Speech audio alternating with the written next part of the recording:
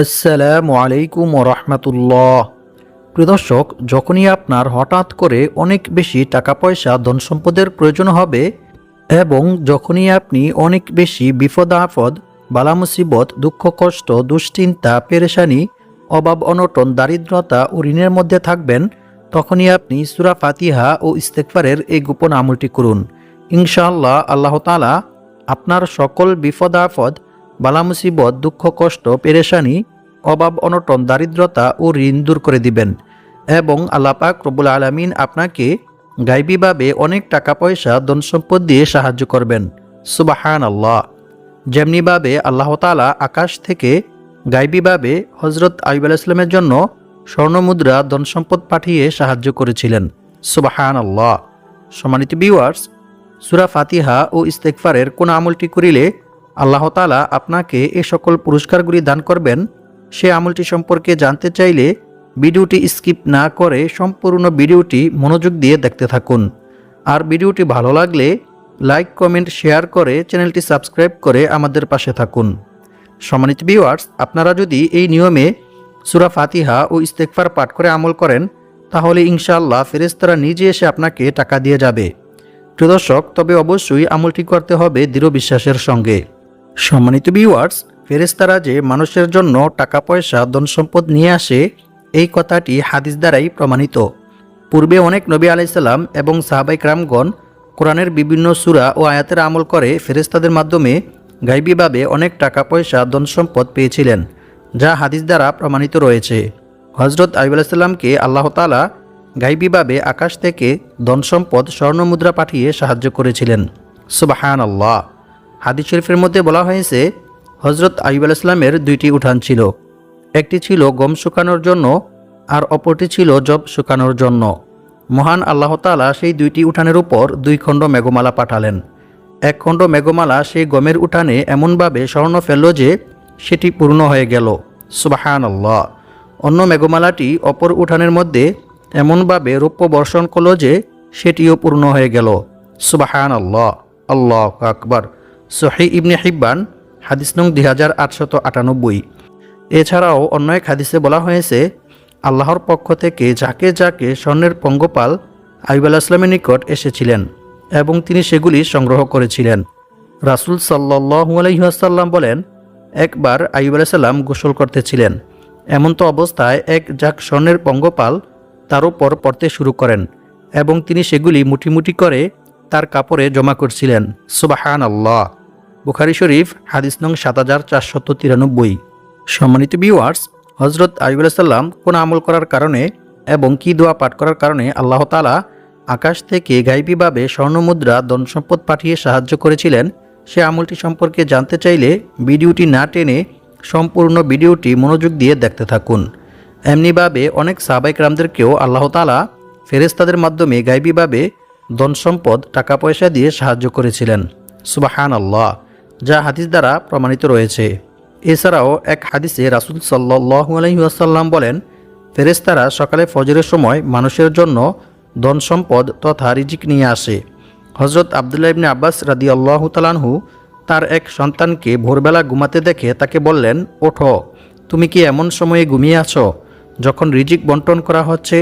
সুতরাং ফজরের সময় রিজিক বন্টন করা হয়। এ সময় কেউ ঘুমিয়ে থাকলে ফেরেশতারা তার নিকট রিজিক পৌঁছাতে পারে না।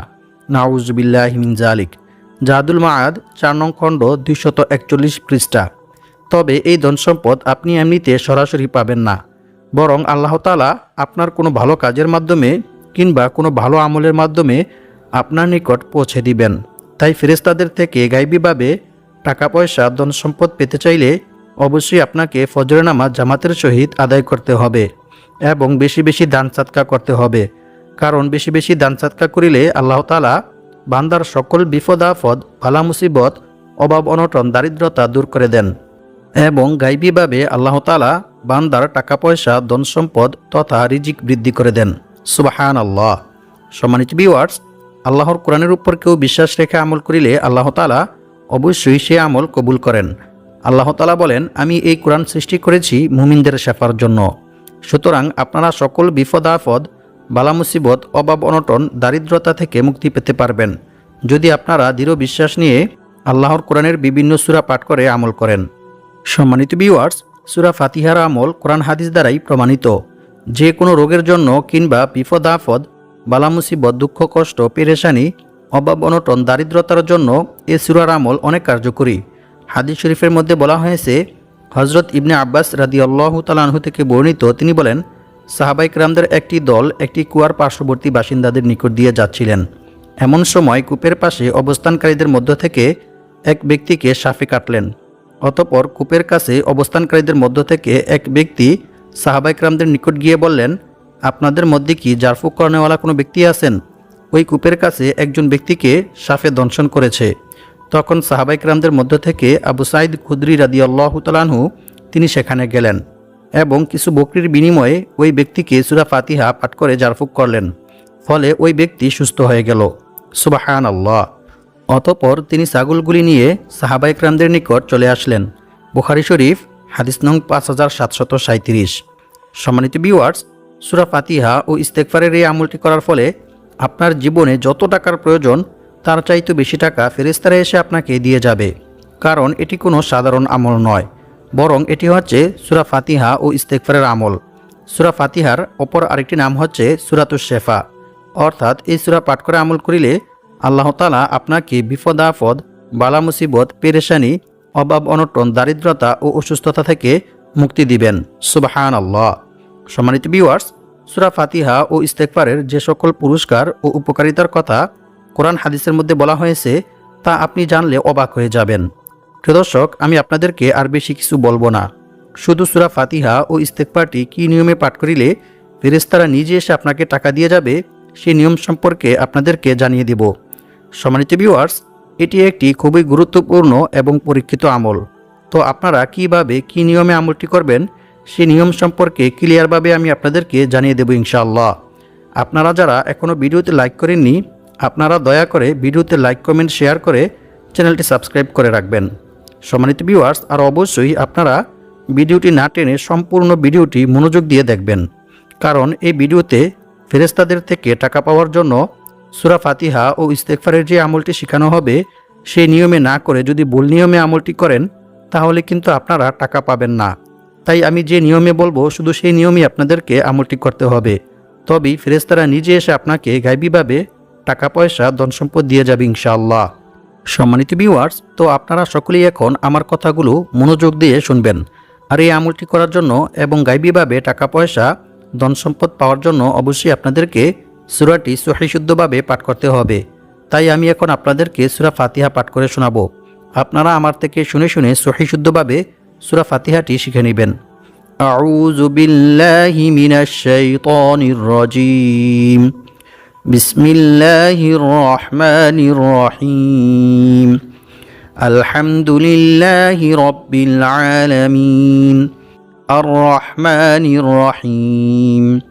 মালিকি ইয়াউমিদ্দিন। ইয়্যাকা না'বুদু ওয়া ইয়্যাকা নাস্তাঈন। ইহদিনাস সিরাতাল মুস্তাকিম। সিরাতাল লাযীনা আন'আমতা আলাইহিম গায়রিল মাগদুবি আলাইহিম ওয়ালাদ-দাল্লিন। আমিন। তো প্রিয় দর্শক, আমি আশা করছি আপনারা সকলেই সূরা ফাতিহার তিলাওয়াতটি শুনেছেন। তো এখন আমি আপনাদেরকে বলে দিব ফেরেশতাদের থেকে টাকা পাওয়ার জন্য সূরা ফাতিহাটি আপনারা কী নিয়মে পাঠ করে আমল করবেন। মনে রাখবেন, প্রথমে আপনাদেরকে এই আমলটি করার জন্য অবশ্যই ওযু করে পাক পবিত্র হয়ে প্রস্তুতি গ্রহণ করতে হবে। সম্মানিত ভিউয়ার্স, আপনারা হয়তো ভাবছেন এই আমলটি আপনারা কোন সময়ে করবেন এবং কী নিয়মে করবেন। চিন্তার কোনো কারণ নেই, সেই সম্পর্কেও আমি আপনাদেরকে ক্লিয়ারভাবে জানিয়ে দেব ইনশাআল্লাহ। প্রিয় দর্শক, আপনারা এই আমলটি যে কোনো দিনই করতে পারবেন। সপ্তাহের 7 দিনের মধ্য থেকে যে কোনো দিন এই আমলটি করতে পারবেন।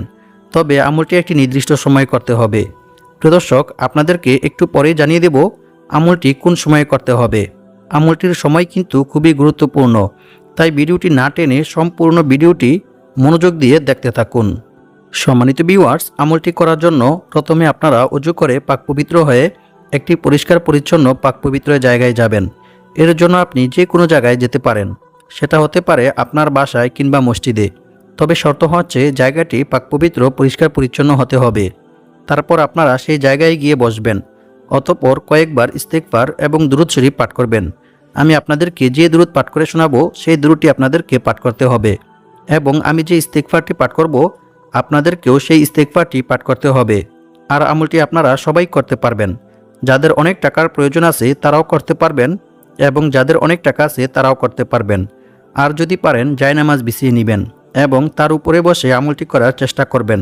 তবে জায়নামাজটি পাক পবিত্র পরিষ্কার পরিচ্ছন্ন কিনা সেদিকেও লক্ষ্য রাখবেন।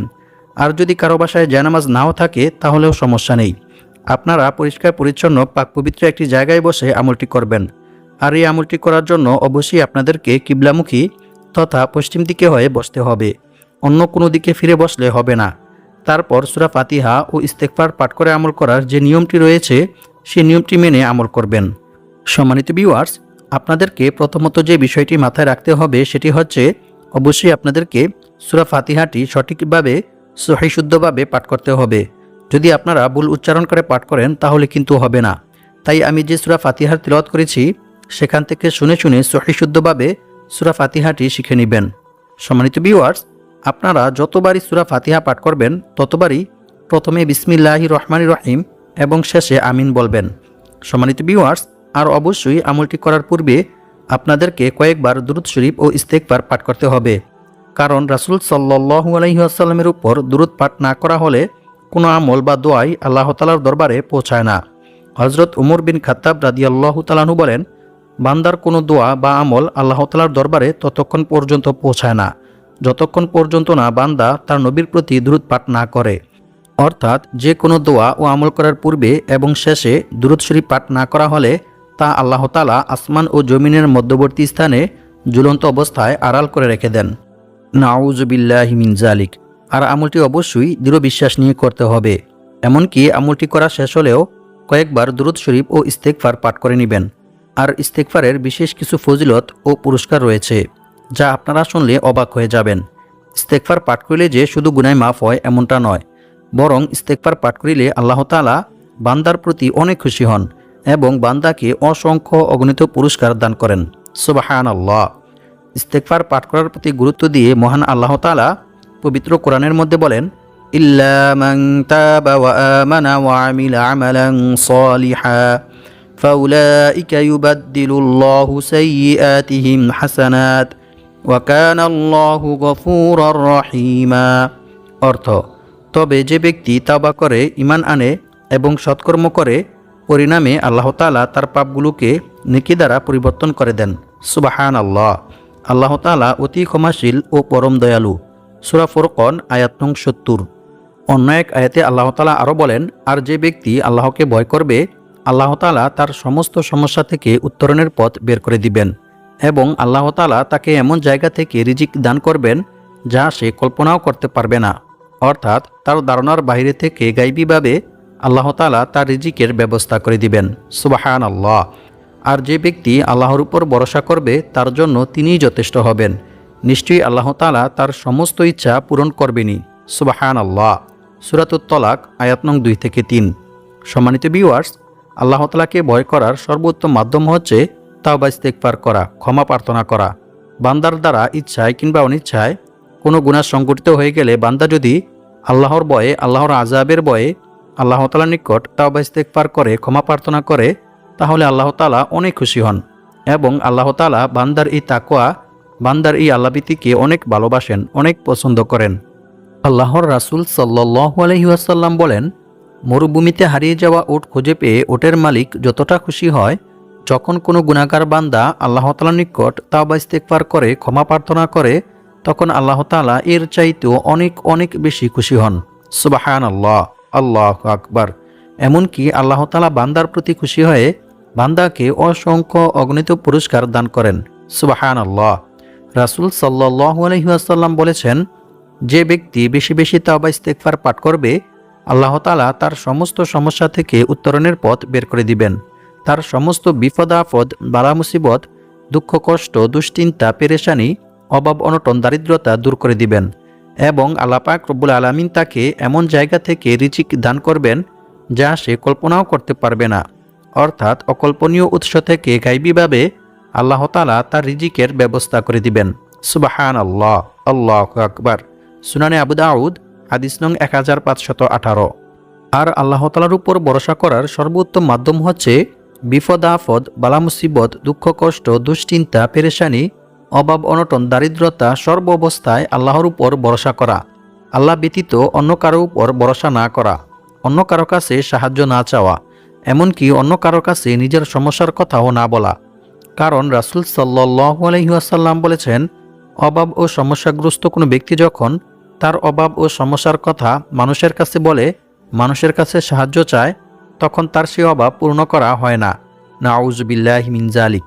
পক্ষান্তরে যে ব্যক্তি তার অভাব ও সমস্যার কথা আল্লাহ তাআলার কাছে বলে, আল্লাহ তাআলার কাছে সাহায্য চায়, অচিরেই আল্লাহ তাআলা তার অভাব ও সমস্যা দূর করে দেন। সুবহানাল্লাহ, আল্লাহু আকবার। তাই বিপদ আপদ, বালা মুসিবত, দুঃখ কষ্ট, দুশ্চিন্তা, পেরেশানি, অভাব অনটন, দারিদ্রতা সর্ব অবস্থায় আল্লাহর উপর ভরসা করতে হবে। আল্লাহ ব্যতীত অন্য কারো কাছে নিজের সমস্যার কথাও বলা যাবে না। বরং রিজিক বৃদ্ধি হওয়ার এবং বিপদ আপদ, বালা মুসিবত, দুঃখ কষ্ট, দুশ্চিন্তা, পেরেশানি, অভাব অনটন, দারিদ্রতা ও ঋণ থেকে মুক্তি পাওয়ার যে সকল দোয়া ও আমল রয়েছে, সেগুলির মাধ্যমে আল্লাহ তাআলার নিকট দোয়া করে সাহায্য চাইতে হবে। তবেই আল্লাহ তাআলা আপনার সকল বিপদ আপদ, বালা মুসিবত, অভাব অনটন, দারিদ্রতা দূর করে দিবেন ইনশাআল্লাহ। সম্মানিত ভিউয়ার্স, এখন আমি আপনাদেরকে জানিয়ে দেব সূরা ফাতিহা ও ইস্তেগফারের এই আমলটি কোন সময়ে করতে হবে এবং কি নিয়মে করতে হবে।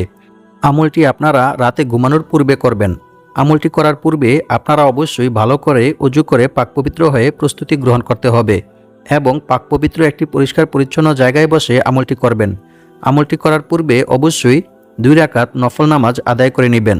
ওই 2 রাকাত নফল নামাজের মধ্যে 2 সিজদার মাঝখানে যে বৈঠক রয়েছে, সেই বৈঠকের মধ্যে একটি ইস্তেগফার পাঠ করবেন। ইস্তেগফারটি হচ্ছে, আল্লাহুম্মা গফিরলি ওয়ারহামনি ওয়াহদিনি ওয়াআফিনি ওয়ারযুকনি। এরপর আপনারা নামাজ শেষ করে একটি বিশেষ দুরূদ শরীফ পাঠ করবেন। দুরূদ শরীফটি হচ্ছে, আল্লাহুম্মা সাল্লি ওয়া সাল্লিম আলা নাবিয়িনা মুহাম্মদ। এই দুরূদ শরীফটি আপনারা 100 বার পাঠ করবেন। এরপর লা হাওলা ওয়ালা কুওয়াতা ইল্লা বিল্লাহ, এই ইস্তেগফারটি 130 বার পাঠ করবেন। অতঃপর আরও একটি ইস্তেগফার পাঠ করবেন। সেই ইস্তেগফারটি হচ্ছে, আল্লাহুম্মা গফিরলি যামবি ওয়া ওয়াসি'লি ফি দারি ওয়া বারিকলি ফি রিজকি। এই ইস্তেগফারটি পাঠ করিলে আল্লাহ তাআলা আপনার সকল বিপদ আপদ, বালা মুসিবত, দুঃখ কষ্ট, দুশ্চিন্তা, পেরেশানি, অভাব অনটন, দারিদ্রতা দূর করে দিবেন এবং আল্লাহ পাক রব্বুল আলামিন আপনাকে গায়বীভাবে অনেক টাকা পয়সা, ধন সম্পদ দিয়ে সাহায্য করবেন। সুবহানাল্লাহ। এরপর 21 বার সূরা ফাতিহা পাঠ করবেন। প্রত্যেকবার সূরা ফাতিহা পাঠ করার পূর্বে বিসমিল্লাহির রহমানির রহিম পাঠ করে নেবেন। এরপর আপনারা সূরা ফাতিহা পাঠ করা শেষ হলে কয়েকবার দুরূদ শরীফ পাঠ করে আল্লাহ তাআলার নিকট দোয়া করবেন। দোয়ার মধ্যে আপনি আল্লাহ তাআলার নিকট যা চাইবেন, আল্লাহ তাআলা আপনাকে তাই দান করবেন। তবে দোয়ার মধ্যে আরও একটি দোয়া পাঠ করবেন। সেটি হচ্ছে, আল্লাহুম্মা কফিনি বিহালালিকা আন হারামিকা ওয়া আগনিনি বিফাদলিকা আম্মান সিওয়াক। আর দোয়া শেষ করার পূর্বে ইয়া যাল জালালি ওয়াল ইকরাম, ইয়া হাইয়ু ইয়া কাইয়ুম, এই 2টি ইসমে আজমের উসিলায় দোয়া শেষ করবেন। এরপর দোয়া শেষ করে কয়েকবার ইস্তেগফার ও দুরূদ শরীফ পাঠ করে নেবেন। আল্লাহ পাক রব্বুল আলামিন আমাদের সবাইকে সূরা ফাতিহা ও ইস্তেগফারের এই আমলটি করে বিপদ আপদ, বালা মুসিবত, দুঃখ কষ্ট, পেরেশানি, অভাব অনটন, দারিদ্রতা ও ঋণ থেকে মুক্ত হয়ে অনেক টাকা পয়সার মালিক হওয়ার তৌফিক দান করুক। আমিন।